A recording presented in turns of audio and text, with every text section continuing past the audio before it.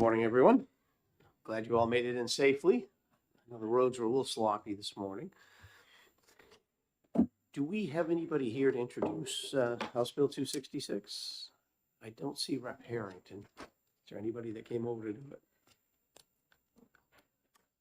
All right, Senator McHugh, would you be willing to introduce House Bill 266? We will open the hearing. Good morning, welcome. Good morning, Mr. Chairman. Thank you, members of the committee. I'm State Senator Tim McHugh from Merrimack, District 11, Merrimack, Amherst, Milford, and Wilton. And I will introduce House Bill 266 on behalf of its sponsors, Representative Harrington, Representative Notter, who's also from Merrimack. This bill relates to the Department of Energy, and according to the analysis, gives the department party status and proceedings before the Public Utilities Commission. I'm sure there are some experts behind us, hopefully from the department, who would love to speak to some of the technical changes made in the bill. So I will ask you to hold your questions for those individuals. All right, I had a whole list too, but thank you, Senator. Thank you. All right, Meg Stone, Dave Shulock, from the Department of Energy. Good morning and welcome. Good morning, Mr. Chair, members of the committee. My name is Meg Stone, Legislative Liaison with the Department of Energy, and I'm joined today by Department of Energy General Counsel David Shulock. The department supports House Bill 266. We put this bill in last year as a cleanup bill. So the Public Utilities Commission did have some concerns with the original language of the bill. We committed at the time to sit down with them and try to resolve those issues. We believe the language that's in front of you today, as amended and passed by the House, should address their concerns. Section 1, I will run through the bill quickly so we'll detail what those changes are. Section 1, lines 2 through 3, clarifies that the department's authority extends to all statutes it administers, not just necessarily the matters before the commission. For example, the department's regulation over the state's DigSafe program. The Public Utilities Commission makes their decisions on matters based on the record of evidence provided to them by parties to the proceeding, and the department is an automatic party in every PUC adjudication. Section 1 clarifies that it's the department who decides what evidence the department presents to the commission during those proceedings. The intention is not to take authority over the public record or over the record from the commission. The intent is purely that the department's record is what the department presents to the commission. This is existing practice. The alternative would run counter to the intention of the legislature when they created the department to separate regulatory advocacy from decision making. Section 2 of the bill clarifies that the department has a right to appeal in any adjudicative or non-adjudicative proceeding. This is making clear that this is making clear what we are already practicing. The department has an active appeal to the Supreme Court related to a recent PUC decision in the Eversource rate case. In Section 3 of the bill, the commission is administratively attached to the department. This change makes the commission administratively attached like any other agency as it is currently outlined in RSA 21G10. This change removes a no longer necessary safeguard or set of training wheels from when the department was created in 2021. This language allowed for the department to loan employees and other support to the PUC. It does not prevent us from doing this in the future. We can do this through regular interagency processes and agreements. The two agencies remain administratively attached, and the department will continue to provide back office services and support. The repeal in Section 5 is also related to this. Section 4 of the bill, commission is removed from line 21 because they already have this authority under their organizational statutes, which is RSA 374-4. And lines 22 through 24 clarifies the department's authority to require regulated companies to answer questions is not limited to verbal responses, but also includes the production of documents and other materials. And with that, we're happy to take any questions. Well, thank you for your thorough explanation. Any questions from the committee? None. All right, thank you. Perfect, thank you. Looks like that was pretty easy. Is there anybody else that wants to testify on 266? All right. Seeing none, we will close the hearing. We got time if you guys want to do a quick exec. Yeah, I think that. Hmm? Motion to move into exec? Motion Second. Moved and second. All in favor? Aye. I'll move on to that one. Chairman McGee moves on to pass. Would you like a second? Second. Second. Discussion. I did take a look back at how it was introduced and the committee report from the House. It looks like it was just technical changes and all parties agreed. And it was retained, they worked on it over the summer and made the technical changes, and it came out unanimously on consent from the House. Looks pretty straightforward. Yeah. Further discussion? Seeing none, all in favor? Aye. Any opposed? Consent. Move consent, all in favor? Aye. Yes. I do. Grant Bossy, Deputy Chief of Staff, New Hampshire Senate. We had identified this as a possible vehicle to carry some priorities such as the video recording You're right. section that we would like to get over to the House. We saw this as a relatively non-controversial bill that we could then amend and send back to the House for a quick concurrence. If that would be the will of the committee, we would prefer it not be on consent so we don't have to take it off consent to amend it. You're right, Grant. My I will apologies. withdraw Thank you my for the motion. reminder. Happy to withdraw All my right, motion. we'll Appreciate leave it. Thank you. I appreciate the reminder. Sorry about that. All right, with consent where were is we? withdrawn, and we'll leave it on regular calendar. Senator McGee, would you like to take this out? Sure, that's fine. All right. Sometimes I get ahead of myself. We have 3 more minutes until our next hearing. You have in front of you some amendments. Why don't we do 567? That's a pretty easy one. That doesn't need much explanation. So I'm going to move ought to pass on 567, which was the one with the dental examiners, and it had the second part that dealt with temporary licensure. Oh, 599. Let me grab it. You all set to go? All right, so I'm going to move it ought to pass. Do I have a second? Sure. All right, we have a second, and then I want to offer for amendment, amendment number 2026-0595S. And all this amendment does is remove that whole second section about the temporary licensure. There has been significant discussion amongst the interested parties to include OPLC, and we finally came to the conclusion that this would just going to be more complicated than what we could handle in this bill, and it would be a conversation for another bill at a later time. Kind of needs to be standalone.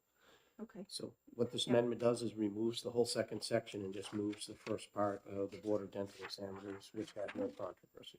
So it takes out the temporary licensing piece, Yep. adds the board member, makes it a lot less contentious at the moment. Yep. That's essentially what it does. Agreed. All right, any discussion on the amendment? See none, all in favor? Then I'll move ought to pass as amended. Senator McGee has seconded. Any further discussion? All in favor? Aye. And this one we can put on consent, so I'll move consent. Second. All in favor? Aye. And I will take this one out.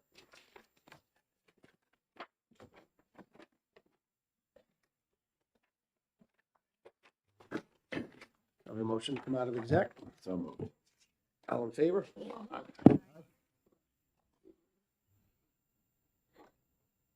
We have, is there anyone here to introduce the next bill? Which is, I'm sorry, the sheets of paper here. What's the next one? Anybody here to introduce 610? Senator Altshuler, would you like to do this one for us? Do the honors? Just take a quick look. Read it into the record. I'll do it under duress. All right, never mind. Senator McGee, would you like to do it?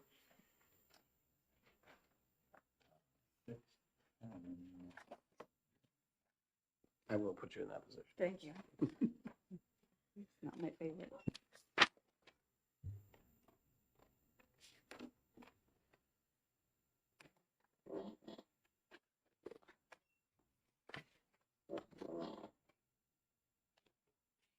No one's one's here. Senator, would you like to we might have introduce this pass. one, and so we can open the hearing? I'm not planning to, but I'll do it, yeah. All right, thank you.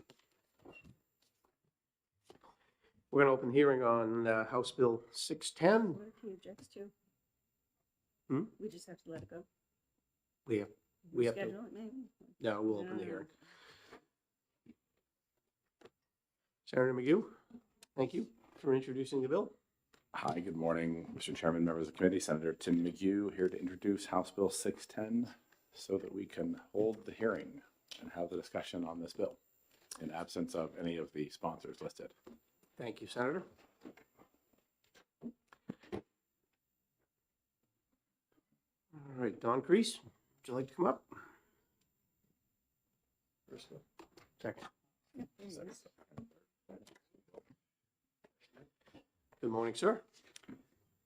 Good morning, Mr. Chairman, honorable members of this committee. I am Attorney Donald Crease. I serve pursuant to RSA 36328 as our state's consumer advocate. I head up the small but scrappy office that has the job of defending and advancing the interests of the state's residential utility customers wherever they arise. I appear today to testify in favor of House Bill 610, although I do have a change to recommend, as I will explain in a moment. 2 days from now, I will celebrate my 10th anniversary as the person who holds what I consider to be the best job in state government. Congratulations. A decade is a long time in any one position, and I'm certain that there are other lawyers in New Hampshire who could do the job better than I can. But I bring two distinct attributes to my work as consumer advocate. The first is that I'm a wicked fast writer, maybe because I learned to type in high school on a manual typewriter, and eventually I spent 5 years working as a journalist for Associated Press, where the informal motto was a deadline every minute.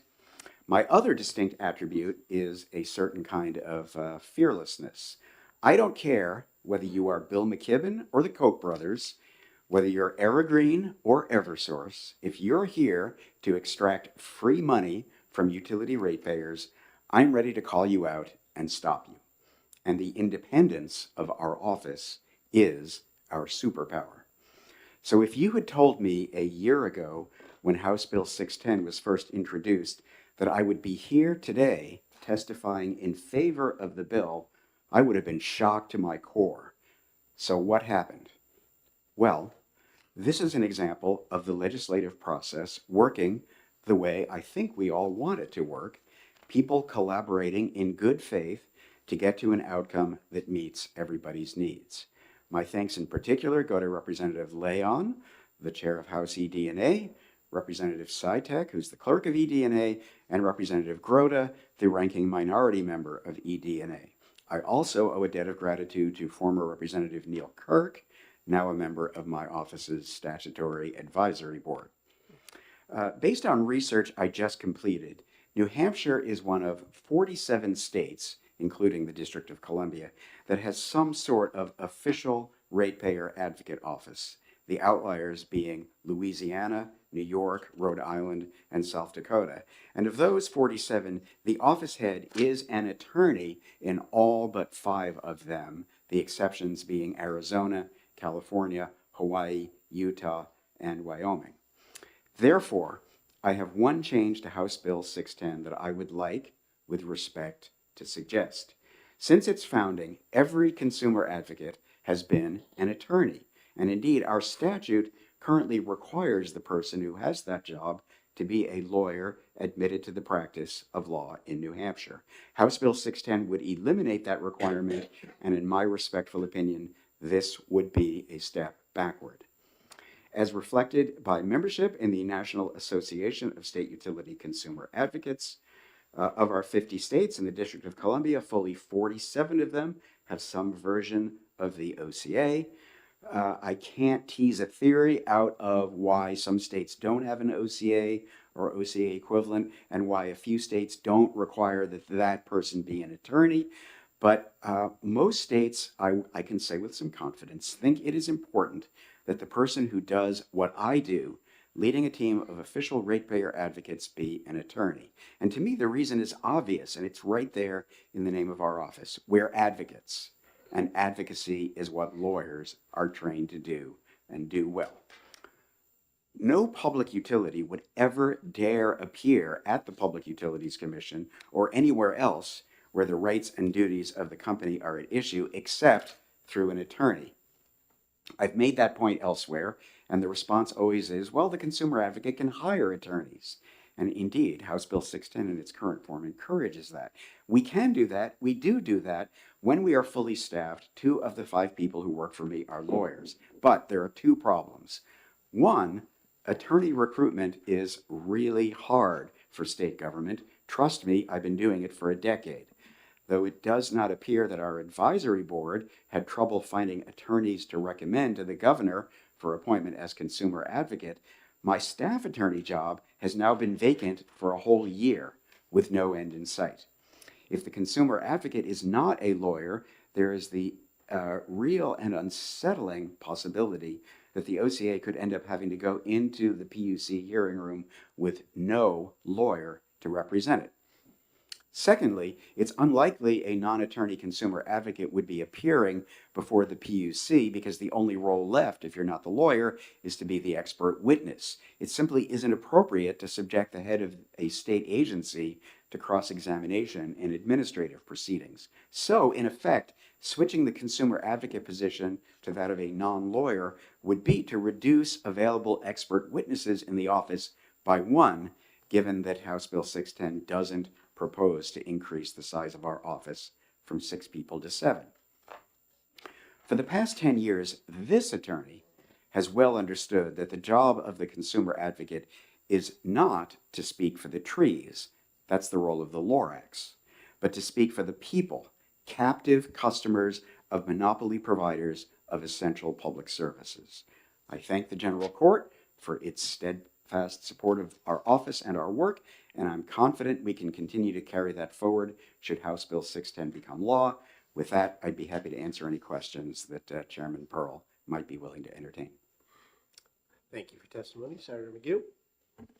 Thank you so much. Thank you so much for your service to the state and the ratepayers, and for immediately clarifying some of the purpose behind this bill. I appreciate your testimony and your support. We did get some emails. I got some emails about the qualifications of the individual and the your preference for having the attorney qualifications. Can you help me on the language of the bill if you happen to have it in front of you? I do. So I'm working from the as amended by the House version dated 7 January. And I believe that's the correct version. That's the same one I have. Yep. Okay. So on the first page, line 10, it talks about at least 1 attorney. So these are the staff. Oh, and then it said, actually in line 4, it says shall be a qualified attorney. Does that satisfy the requirements that you're asking? So right now, the statute says a consumer advocate appointed by the governor and council who shall be a qualified attorney admitted to practice in the state. That's current law. And then the bill inserts the words that follow into law, a professional engineer or an economist. So in other words, the bill, if it becomes law without amendment, would allow the appointment of a professional engineer or an economist as consumer advocate. Understood. So perhaps we should consider deleting those few words. That would be my the respectful suggestion. Okay, understood. And I think that's the entirety of the fix that I'm suggesting to you. Thank you so much. Further questions? Do you have any background on why the House wanted to make this change to include an engineer and an economist and not just leave it as an attorney? This has been something that one of the 2 caucuses in the House has been interested in for a very long time. There was a bill going all the way back. This is one of the benefits of having had the job for a long time. Back in 2017, Representative Harrington, who's a former PUC commissioner, was championing a similar bill, and it was defeated in the House after a sort of a lively floor debate.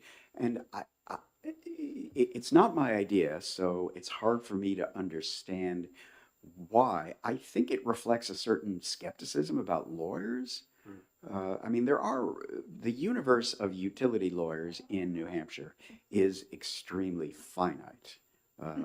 So I, I guess I mean, I understand the idea of expanding the universe who the governor ultimately could appoint to the job. My point, though, is that the consumer advocate has to be an advocate. And, you know, I've met lots of engineers. Every engineer I've ever met thinks that law is really a branch of engineering. And so therefore, if you're an engineer, you can also practice law. Apologies to any engineers in the room, but that just isn't true. I mean, it just isn't. Well, it's difficult for us to know the intent of the House when they didn't come and testify as to what it was. So thank you for at least sharing your thoughts. Any further questions from the committee? I will say, since you asked about the history of the bill, originally, I'm not sure if this is clear, originally the bill was going to abolish our office. That was version 1 of the bill. That got retained, and then during the fall, Representative Leon introduced a new version of the bill that would have compromised the independence of the office by making the consumer advocate essentially serve at the pleasure of the governor.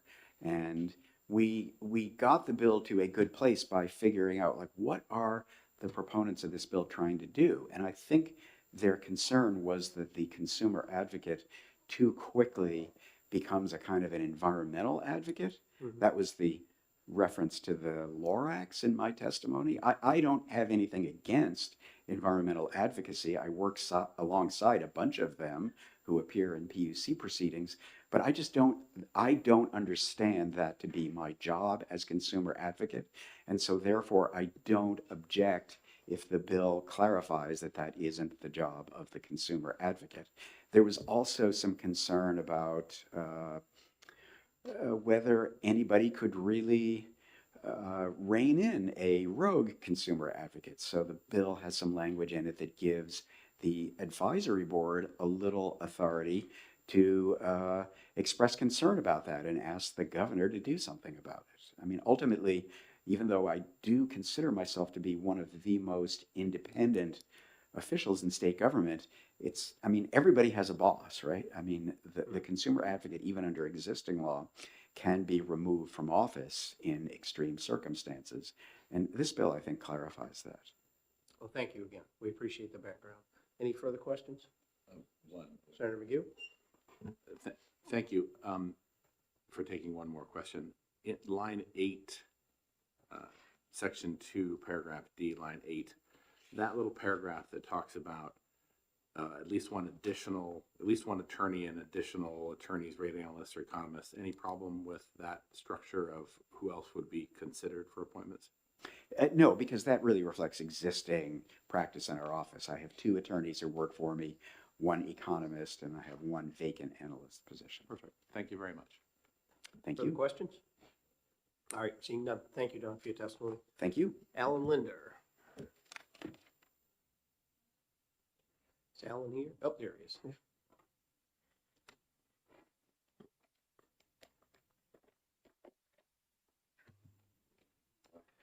Good morning, sir. Good morning. You've checked in opposed? Yes, I'd like to explain Please do. why. I have written testimony. I don't know if it's been, Do you have it? Okay. We have it here. Okay, okay. thank you. I had Please introduce yourself, though, for the record. 2 major concerns about the bill. But I just should say as background, I'm a retired New Hampshire attorney, and I practiced extensively on behalf of legal aid in New Hampshire at the Public Utilities Commission since 1980, representing low and moderate income folks. Prior to working in New Hampshire, I am from Pennsylvania, and I worked for legal aid there. And I practiced extensively on behalf of low and moderate income clients before the Pennsylvania Public Utilities Commission. But the point I wanted to make was that both in Pennsylvania and in New Hampshire, I had the honor to be able to work with the offices of consumer advocates in those states. And I have great admiration for what they do and how they do it. And I learned a lot from them. When I started in New Hampshire, I ended up working with all of New Hampshire's consumer advocates. And the consumer advocates began in 1975. It was actually the legislature that appointed the consumer advocate. It was called the Legislative Utilities Consumer Council. But in 1981, the statute was amended, and that is the current statute now. And all those statutes required that the consumer advocate be an attorney. So getting to the point of my two concerns were, one has just been addressed by Mr. Crease, because I have so much respect for what the consumer advocate does, and I know how necessary it is to be an attorney, and it's not to disparage someone who's not an attorney who might get appointed. But the problem is that an attorney, whether we like it or not, is really the only qualified person to handle the legal matters that come across the desks. It's a daily task. And one of the most important parts of the task is document analysis and preparation and wording of documents. And if the wrong word is used, there's usually a problem down the line. So there needs to be, in my opinion, an attorney to scrutinize every document that comes into the office. And I can give two examples where it's critical that it be an attorney. One is there are often meetings of the various parties to a PUC proceeding, whether it's a rate case or another kind of a case. And the parties usually often try to work up a settlement agreement so that it doesn't have to be litigated. But it takes a lot of work to even get to that point with documents passing back and forth. But I have been present when even settlement agreements were being prepared for all 7 or 8 or 9 parties to the case. And there would be a word or two that turned out to be ambiguous or unclear or inconsistent with the word 3 pages earlier, Article 29. It was just inconsistent. And so I've seen where settlement agreements almost fell apart because of different people interpret things differently. So clarity is just absolutely critical. And I've even, with all due respect, seen Public Utilities Commission orders that were in part vague and ambiguous with respect to a certain matter, and then the parties had to petition the commission to clarify what they were really saying. And so an attorney is just critical for that role. The second, just as an example, besides preparing legal pleadings and motions and all of that, at hearings, doing cross-examination is critical. And there's expert witnesses that have to be examined on both sides of the case. And while a non-attorney can certainly ask good questions, I think it takes an attorney really to do cross-examination, because often certain questions just shouldn't be asked.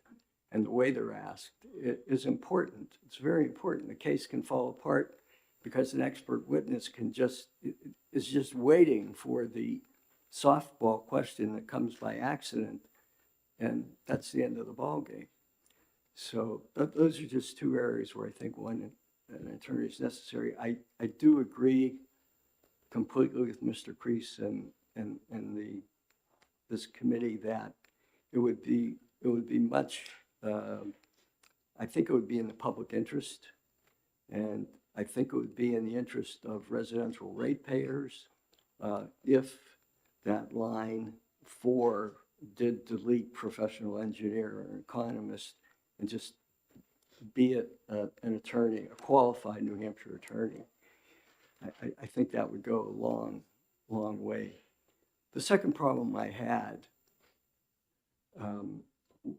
with the bill is the last clause on page 2, which is a removal clause. It would give the governor the ability to remove a consumer advocate for what I'll paraphrase as unsatisfactory performance. And here's where ambiguity comes in, because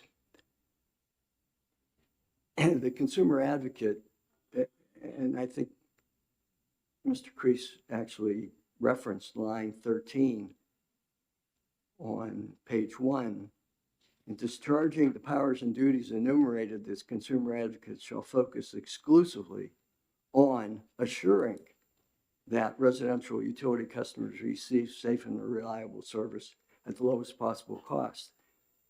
I can just see ambiguity in those lines, because the removal clause at the bottom of the second page says that the governor can remove and for not performing their duties. However, lines 13 and 15 are ambiguous as to what the actual duty is. Is the duty simply to focus exclusively on the lowest possible costs and rates, or is it to assure that the rates are the lowest possible that the Public Utilities Commission would award to the utility company? I can just see problems there. And so to enable the governor to remove somebody who will end up getting blamed, I think, because the lowest possible rates weren't awarded by the commission, that's not really an appropriate reason to remove somebody. Now, if the clause is interpreted that their main duty is to focus on trying to get the lowest possible rates, that would be okay. But it's the word assuring.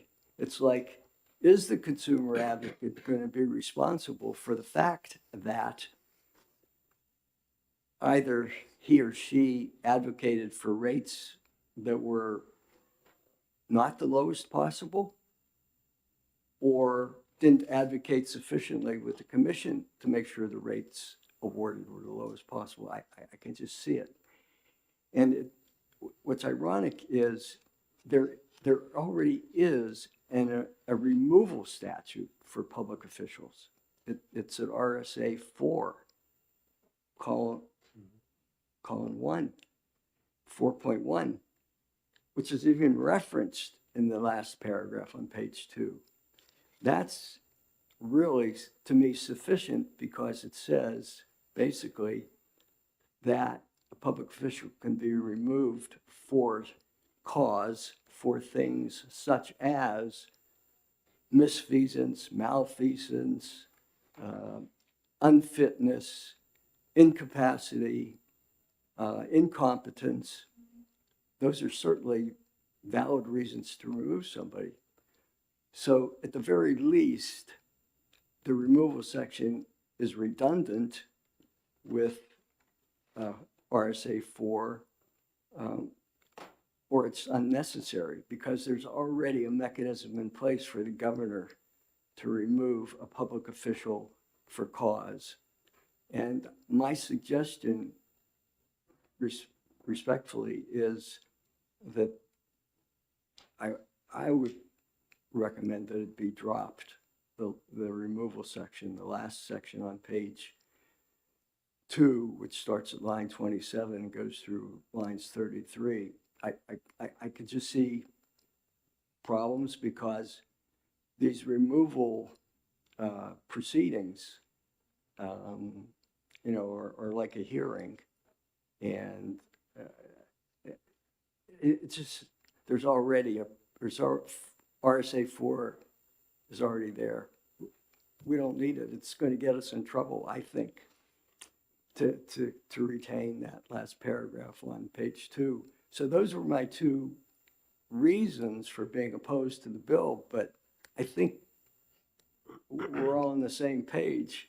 It's how we get there. So I'll stop. And I just wanted to thank the committee for giving me the opportunity to have a say. If there are any questions, I'm happy to try to respond.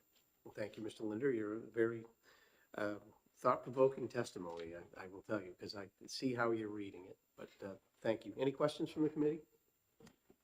Thank you very much. Anybody else that would like to testify on House Bill 610? All right, seeing none, we'll close the hearing.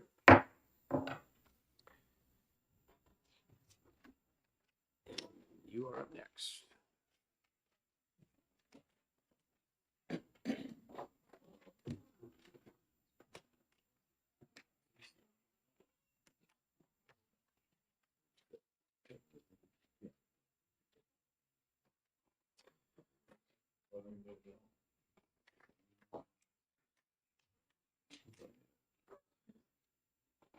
All right, Senator McGee, are you ready to go?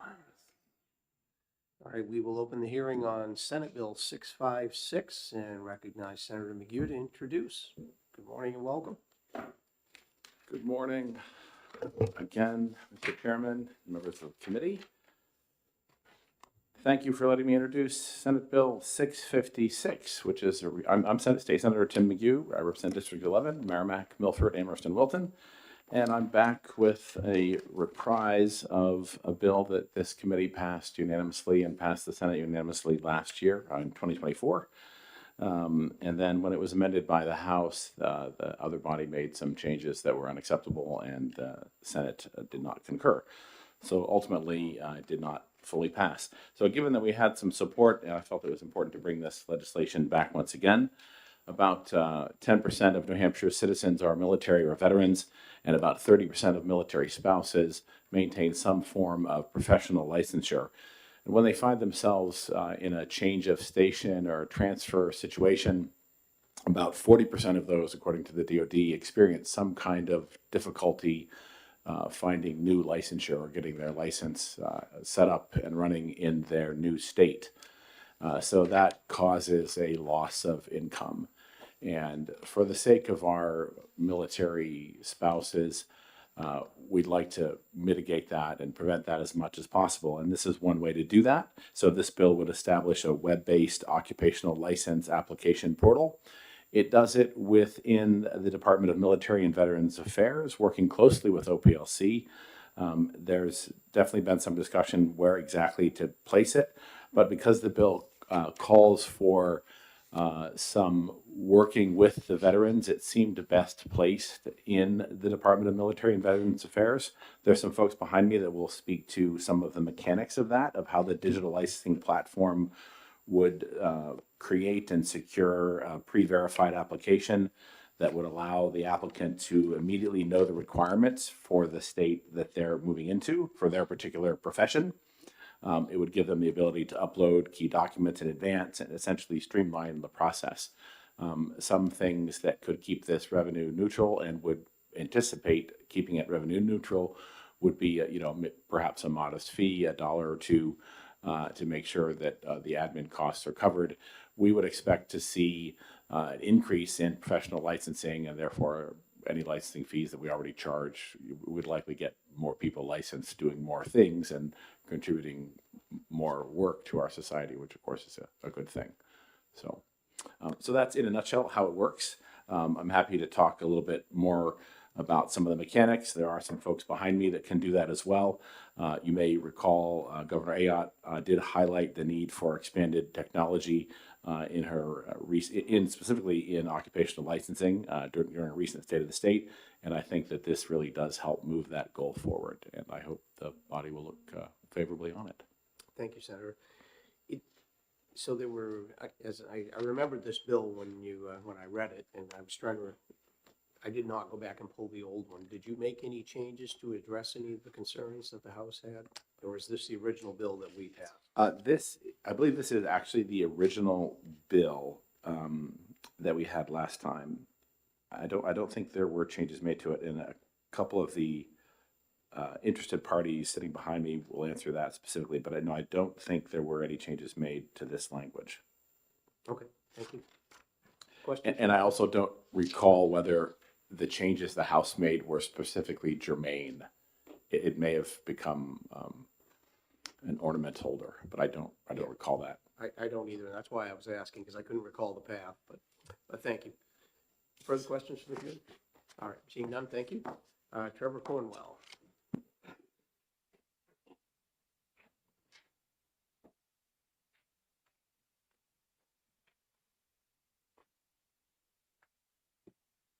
Good morning and welcome. Thank you so much. Thank you, Mr. Chairman. Thank you, Mr. Vice Chairman, Senators. It's a real honor to be here, and I have the chance to come back and forth to New Hampshire, and it's always a pleasure. And I was driving up 93 yesterday, calling my daughter and reminiscing about my days on campaigns, and saying to her the opportunity that exists within New Hampshire to really make a difference as a citizen. And I thank you for that, and thank you for the privilege of being able to testify to you today. My name is Trevor Cornwell. I'm President of Government Affairs for Aspire Technologies, and I'm very pleased to support SB 656. Aspire is part of a larger coalition of military and veterans organizations seeking to facilitate the adoption of verified digital licenses and the technologies and processes needed to enable professional reciprocity by and between states and territories for veterans and military spouses. In addition to Aspire, the coalition includes the Association of the United States Army, AUSA, Blue Star Families National Military Spouse Network, Veterans Health and Wellness Foundation, the Women's Veterans Interactive, Military Spouse Chamber of Commerce, Military Officers Association of America, the U.S. Department of Defense Military Spouse Employment Partnership, the Women's Veterans and Families Network, Workforce Solutions of Central Texas. Aspire is partnering with state governments to build an efficient digital solution that solves the last mile of licensing reciprocity by making the transfer of licenses from one state to another safe, secure, and instantaneous. Currently, digitally verified licensing programs are being implemented in the states of Florida and Kansas, and several other states at different points of consideration and review. Delays in transferring licenses have huge consequences for military families, but by using current state-of-the-art technology solutions, combining license portability legislation with a digital platform for interoperability, verified credentials speed the process and simplifies the transfer of licenses from one state to another. As an example, if an active duty service member receives PCS orders and their spouse is a nurse, the spouse would want to quickly find employment when they move to their new state. To do so, they would need to get a copy of their nursing license from the originating state and share it with the new state. However, they may encounter challenges and delays receiving and sharing a copy of their license, and once shared, the plausible different requirements between the states could cause the spouse to need additional training, furthering the time of relicensure. And add to that the fact that each state has different processes that the military spouses must navigate every time they move. With an effective digital solution, licensing portability requirements between states would be clearly mapped and communicated to military spouses and veterans, guiding them through the process of verifying their license.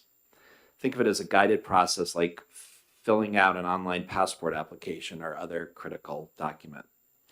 While licensing approval is left to the Office of Professional Licensing and Certification under SB 656, the establishment of an online application portal would provide a critical service to veterans and military families. An online application portal that guides applicants through specific New Hampshire requirements allows key documents to be uploaded and maintained in a secure location, verifying existing licenses and certifications, and keeps the applicant updated on the completeness of their application. Ultimately, the goal being to provide OPLC with a complete digital application with verified information that works in a seamless manner with their technology, makes the review process more efficient, and improves the customer experience from beginning to end. Thank you for allowing me the opportunity to address this committee, and we would appreciate your support for SB 656. This bill is an important step in using technology to improve the licensee experience in New Hampshire, and I'm of course happy to address any questions. Well, thank you for coming in and testifying. Do we have any questions for the committee? I don't know that I have a question, but I will say we certainly are supportive of our military moving around, and we worked hard on our licensure here in New Hampshire to try and make sure that that reciprocity and portability is relatively pain-free, but Yes. I know we were supportive of this bill before, and if it's going to be helpful to our veterans, then I'm certainly happy to support it again. So thank you. Thank you, Mr. Chairman. Thank you very much. Anybody else that would like to testify on Senate Bill 656? You got one? Come on up. Mr. Chair, committee members, for the record, Brett Frazier, Department of Military. Yeah, just turn your mic on. There you go. Thank you. Department of Military Affairs and Veterans Services, community-based military programs. And thank you for the opportunity this morning to share our support from the department on behalf of service members, veterans, and their families, as well as the Office of Professional Licensure and Certifications implementation. I'll be short. I'd associate my comments with the opening presentation. It certainly would be a positive reinforcement as people have discussed in support of service members who are either deployed or stationed outside the state, who typically do not have access to these types of capabilities for all the reasons that were outlined. It would be aligned with the Service Member Civil Relief Act, certainly within their intent to allow these types of capabilities for service members and former service members as well as their spouses. There are processes, as the committee is well aware, at OPLC that already exist to support these types of activities. Department of Military Affairs and Veterans Services certainly stands behind OPLC and is committed to support their implementation should this bill be processed and passed, as well as working with other state executive agencies on behalf of this bill. So in short, the Department of Military Affairs and Veterans Services supports implementation of this bill, and subject to any questions that you might have, appreciate the opportunity this morning to share our thoughts on behalf of veterans and their family members, subject to any questions you might have. Thank you for your testimony. Any questions? All right. Seeing none. Thank you very much. Thank you. Anybody else that would like to testify on Senate Bill 656? Could we just get you to sign in on the sheet so that we have you on the record? Well, I am signing correctly. Oh, is there another sheet? That's all right. No worries. All right. Seeing nobody else, we will close the hearing on Senate Bill 656. Take a motion to go into exec. So moved. We have a second? Move seconded. All in favor? Aye. You want to do this bill while we're right here? Sure. I'll move off to pass on my own bill. All right. Moved and seconded. Do we have any discussion on the committee? Seeing none, all in favor? Aye. Aye. Any opposed? One for consent. Consent. Consent's Consent? fine. Sure. All in favor of consent? Aye. Aye. Chairman McGee, would you like to take this one out? Sounds good.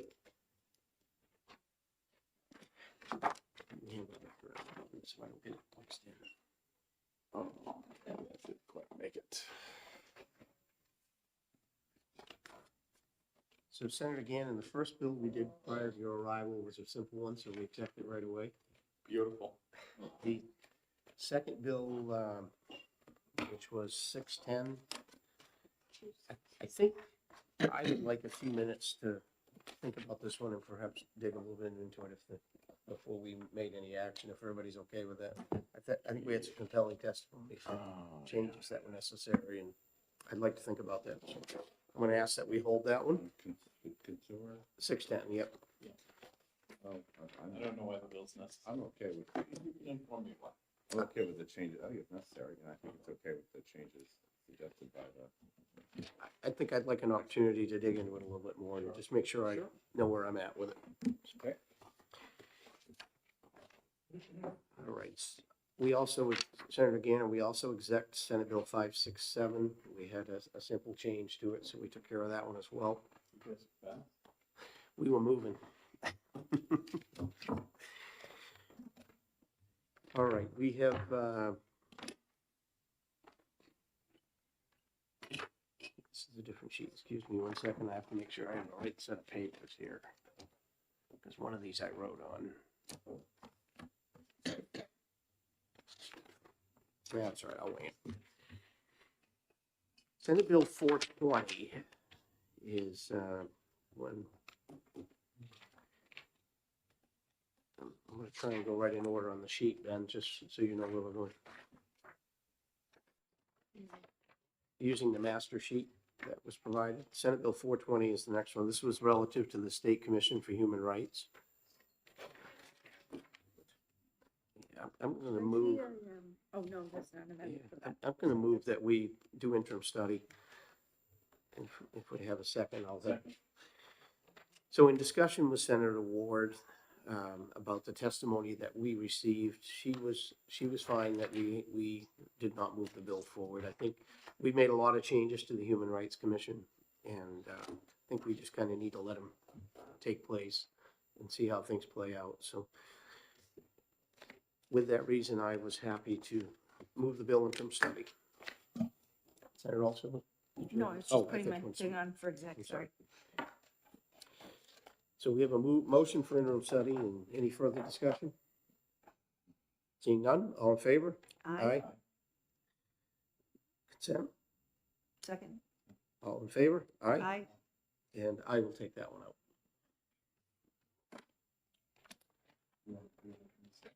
We did.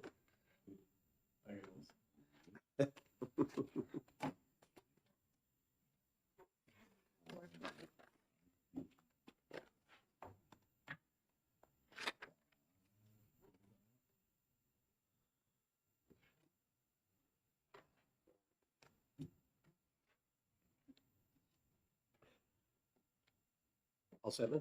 All right. Senate Bill 425, we need to hold. There will be an amendment coming, but it is not ready yet. There's an amendment. Okay. Just for the benefit of the committee, the amendment's going to completely use the bill for something else. Oh. Yeah, I don't have is it the- here? On 425? I don't have it.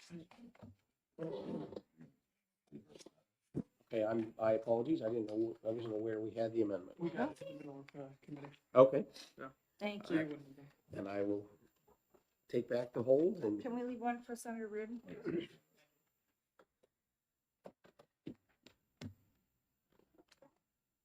I think we're still going to hold the bill because I would Okay. actually like, This is a very big Yeah. amendment.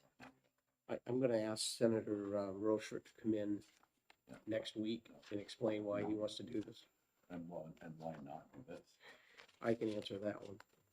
But I will, we'll wait and just take this up next week in exec session, okay? All right, so we're gonna leave that on hold, but thank you. I didn't realize we had the amendment back yet. You want to see what the hearing was? No, 70. Not for me. Very much. I don't think we have to. I think we're okay. but I will require if that is necessary, and if so, then I will do so, okay? All right, Senate Bill 470 is another one that is on hold. Senator Rochford is working on an amendment that was dealing with the expungement of disciplinary matters.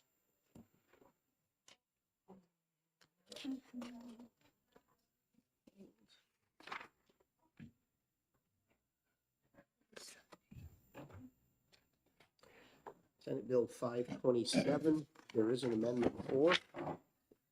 Yep. That just came in. That is amendment 0667S. Oh, I'm sorry, the rest, that hadn't been distributed. I'm sorry, I guess you just gave it to me. So I am gonna move on to pass, and then I want to offer this amendment once I'm seconded. Do you have a second on it to pass? All right, and then I want to offer amendment 0667S. Do I have a second? All right, now I'll explain. So after our hearing, we had a lot of discussion about the process and the concerns that were raised between Department of, with DES and with the Municipal Association, raised a lot of concerns, as did us with the committee. So I tasked the Municipal Association and DES to sit down and come up with language that would satisfy both of them, and this is what they came up with. One of the concerns that Senator Reardon raised was, about the ability to, that written record, of doing first-class mail. And there's a movement within state government that's trying to figure that out, because a lot of things are moving to email now. And so this was their attempt at getting there. And whether it satisfies every concern everyone had, I'm not certain of that. The two of them felt that, the two agencies felt that it did. The agency and the Municipal Association felt that they were comfortable with it. And so I'll open it up for discussion. Senator Altshuler. Yes. So just, because I'm just reading this now, so I'm clear, they have to still send first-class mail. But if a town opts in to say, yes, we agree that we will also accept email, that doesn't absolve the requirement for the first-class mail yet, right? Or is it an either or one and? I want to make sure, because we kicked around 2 or 3 different things, Yeah. and I'm actually just reading this too.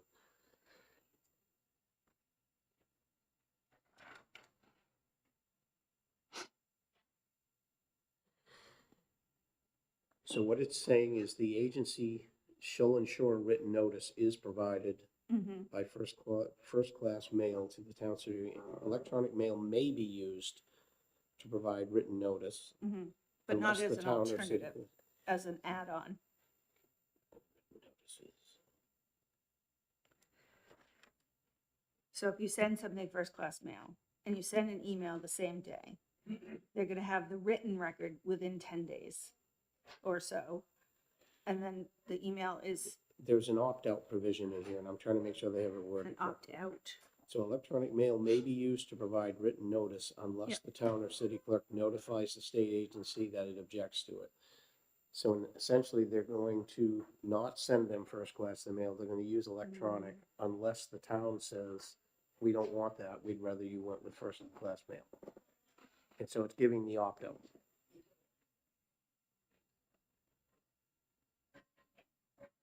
So it doesn't actually opt it.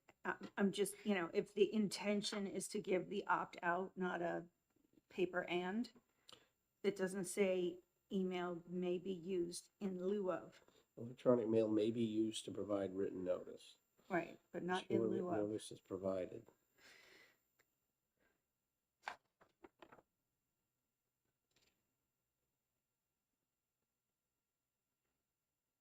But it appears to me they're still required to have first-class mail. Yeah. But Was the they- intention to have a backup? That is what I thought they were going to. Yeah, like, so the paper is the backup. Or if a town is like, yeah, we don't do the email, I'm still comfortable in this to send it through, and if they wanna go out, it'll, All out in right, the house, if they get to where they want it exactly, we'll let them do Okay. that. Is that okay with all of you? Because So- the two of them have given their stamp of approval to this. okay. On the second page, on line 5, the applicant shall provide postal receipts or copies. So that means that they have to send mail, but they also may send email, because it's So may. it's either postal receipts or copies verifying that the governing body of the municipalities in which property is located, and so on and so on, was notified essentially. It's a whole lot in the middle there. Right, but the governing body that's notified, so if we're sending from an applicant to Loudon, Loudon has the email, they have to keep that email, plus they have to keep, No, it's an or, either one, as long as they provided verification. or, I see, I'm sorry, or copies. Yep. Got it. So this is an either or. This is This a is just yes, saying the applicant has to plus provide and. verification that the Yeah. municipality was notified, however way it was. Yeah. Would qualify for that. All right, well, if they're good with it, I think They were good it's with it. confusing, but They didn't get to quite where I thought they were getting either, but they're comfortable with it, I'm they're comfortable. good enough. Further discussion on the amendment? All right. Seeing none, all in favor? Not my Aye. problem. Aye. I'll move on to pass as amended. I guess I already did. You just, Senator Gannon seconded. Any further discussion? All in favor? Aye. aye, I'm fine with this on consent if you guys are. All right. so moved. All in favor of consent? Aye. Aye. And I will take this out.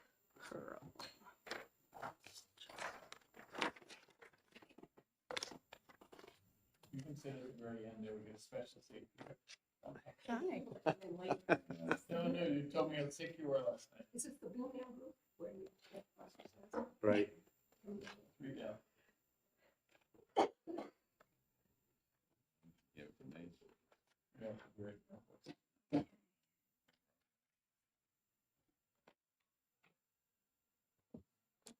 We are. All set, Ben? execing, Yeah. And we All are right. on, Keep following the sheet. We did 5, 6, 7 already because that was an easy one. Yeah.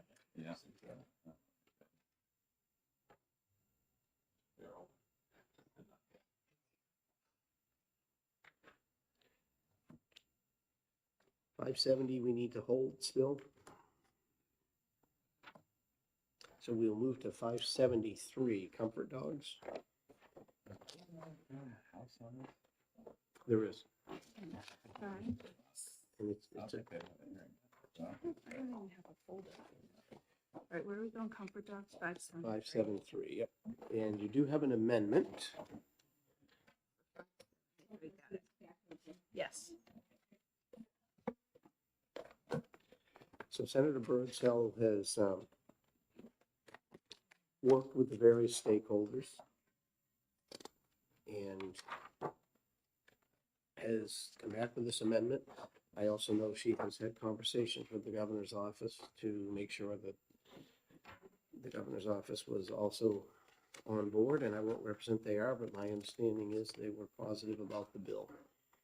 Okay, so this is a replace all. So Is this 0515S, correct? Is that what we're looking at? yes, Okay. 515S, yes, 05, oh wait, what? 515. 15, yes, okay, got it. Got it, thank you. So the changes that I noted is it changes the title on page 1, line 6. To, oh, maybe it didn't. I thought it did. Oh, I'm sorry. Yeah, if I compare it to the amendment, it's not good. It changes the title. And then the rest of page 1, I believe, is all the same. The rest of page 2, I believe, is all the same. And the next changes that I identified were on page 3. Again, I'm referring to the amendment. page 3, line 9.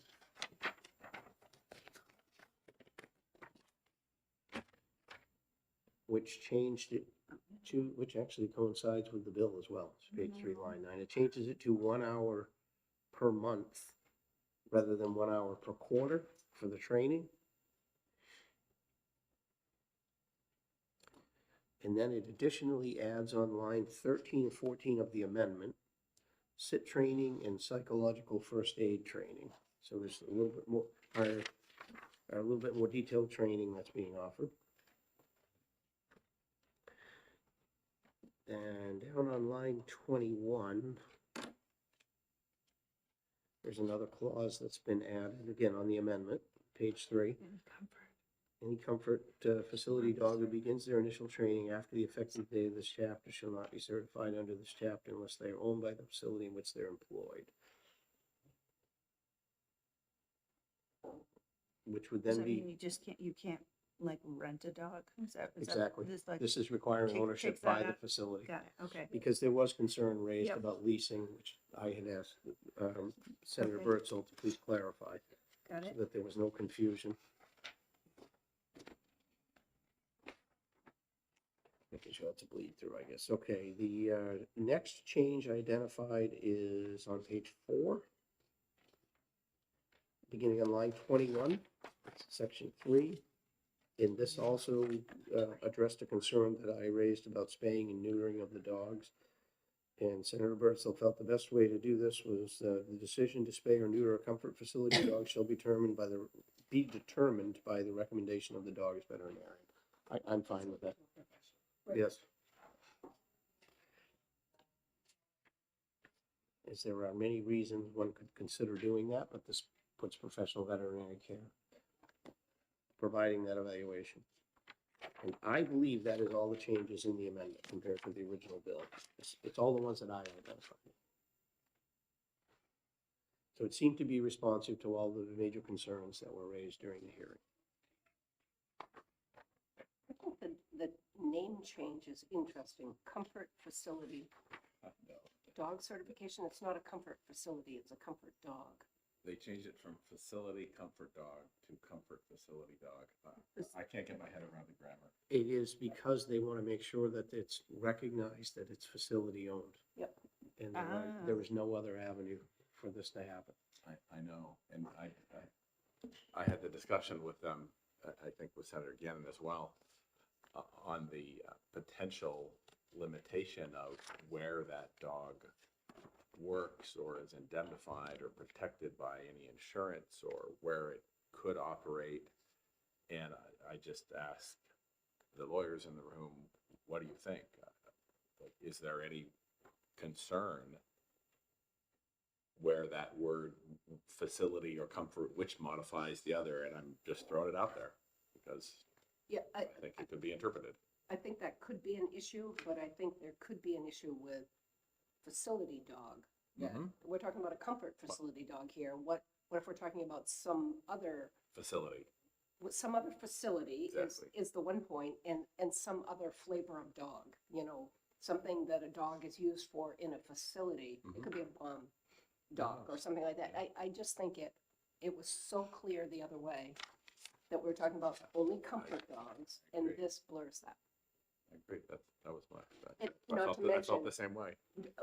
Does something qualify as a comfort facility? As a lawyer, I'm sure that would be an avenue where you'd say, well, that's not a comfort facility. That's, Thought it Yeah. was, I I don't, mean, I, it seems to be what the groups wanted, what the stakeholders wanted, but Yep. it seemed, More made- power it to seemed to them, make but- it more confusing to me as just Yeah. in the English, in terms of the placement of the noun and the adjective. But anyhow, just raising the point, no. Yeah, why don't you? I'm not, anybody else? I'm not wed to either way, so. That's a question that I'm just still Sure. not clear with. So if in the amendment, or maybe it was also in the original bill, that the facility has to own the dog, right? How can a hospital be included in this? Because hospitals don't own dogs. Nursing homes don't own dogs. They bring in, volunteers and organizations that own the dog.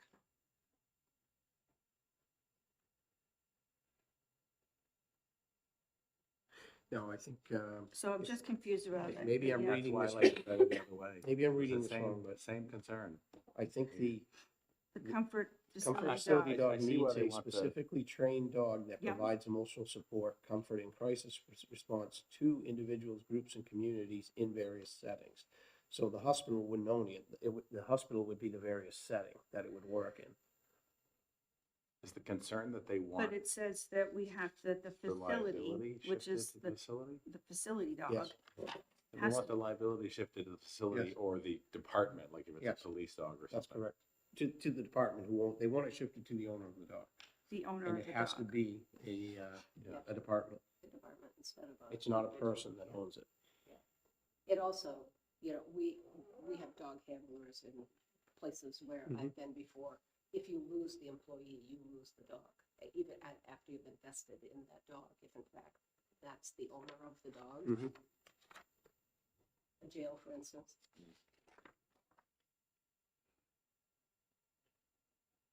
Not a comfort dog, but Right. a jail dog. Yeah, okay. Do you want to ask more questions? We can hold this and, I also agree with, Senator McHugh that switching those words, switches who's responsible for the animal when, all of these organizations are the ones who bring groups in. Gosh. Like our library brings in Thank these you. dogs, so the library is never gonna be able to own a dog. Does that mean the library has to not be able to do this because they can't own the dog? they couldn't bring it in under this. This is a very narrow scope specifically to these comfort facility dogs. And that's what they're trying to Comfort do. facility, not a facility comfort.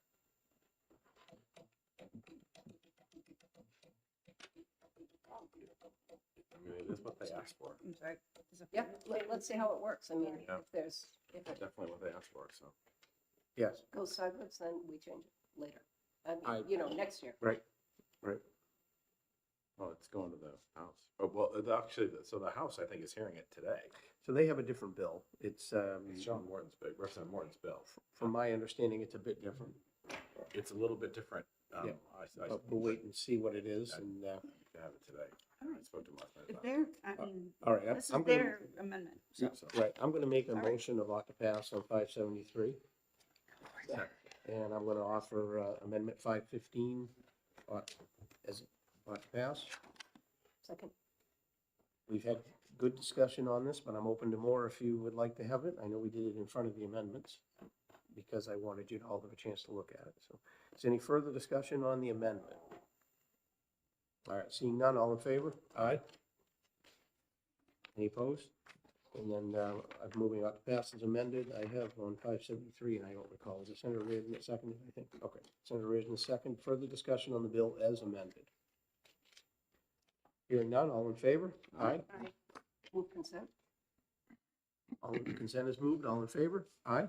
Aye. Anybody want to volunteer for this one? All right, I'll take it. Doesn't matter. Doesn't matter. I'll take it. Just about to volunteer. Where are you? I can still change it. It hasn't gone to the clerk yet. I've already written your name. Shocked.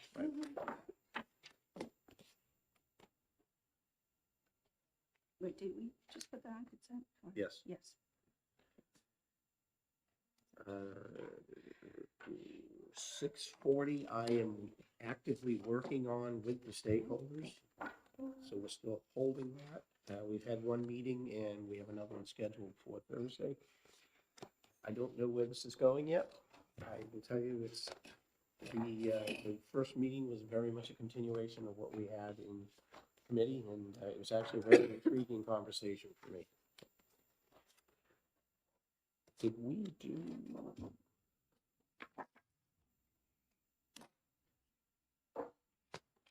We have an amendment here on 570, but I had a note to hold it.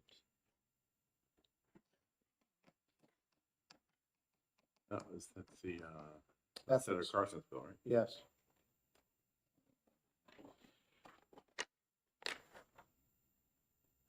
We're going to take a 2-minute recess.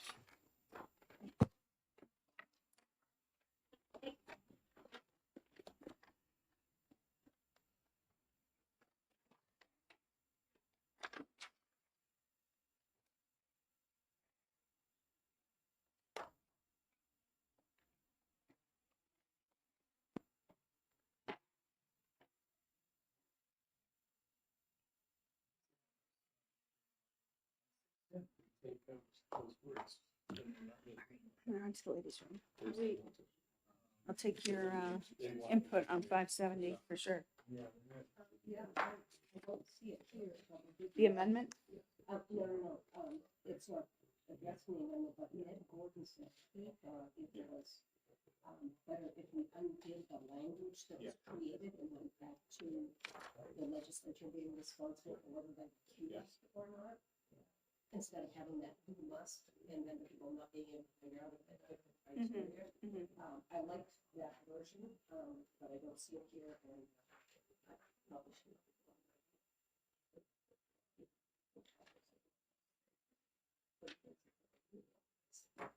It is. I was just. So we get rid of those purposes. And I.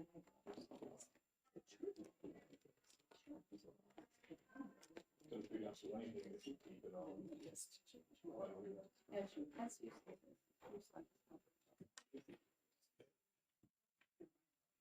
Yeah, he's hovering right by the door.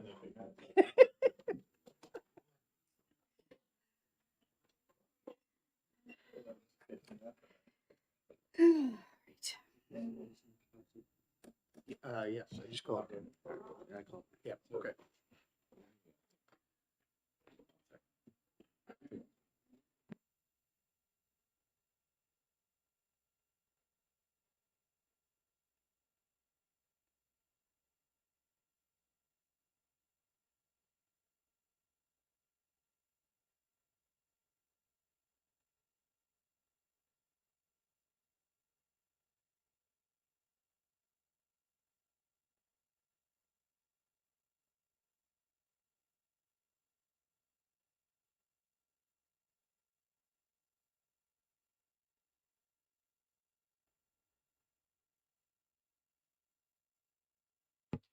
All right, we will come out of recess. We're back in the exec session. I'm still gonna hold 570. I'm not clear that we're ready to move it forward, so we're gonna just continue to hold it. I do see there's an amendment here, which I did not know we had, so certainly review that and possibly we will take it up next week. That amendment was offered at the same time the bill was introduced. It was, I'm not sure. It may be, so. I think it came in at the same time, and I thought, what Senator Gordon had to say was. Yes. and not- I know there's been conversations ongoing between the folks that testified, so that's why I'm not clear and I want to stay put for a minute.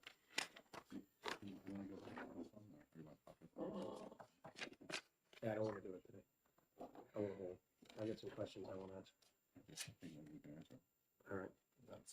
Yeah. Well, the ones I want to ask the questions of aren't here, so we're not going to answer it. I want to reach out and ask some questions.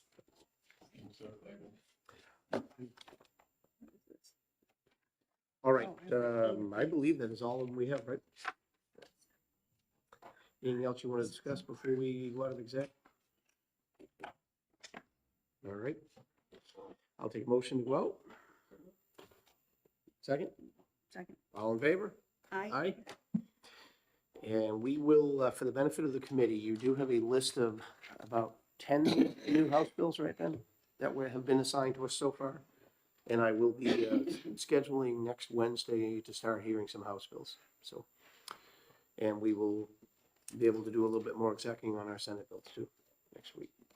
So, but we've done a pretty good job. We don't have too many left, right? Yeah, we got like 3 or 4, I see 1, 2, 3 whole, I think there's 4. 4, yep. Okay. Well, thank you all. Have a good rest of your day. And we are done.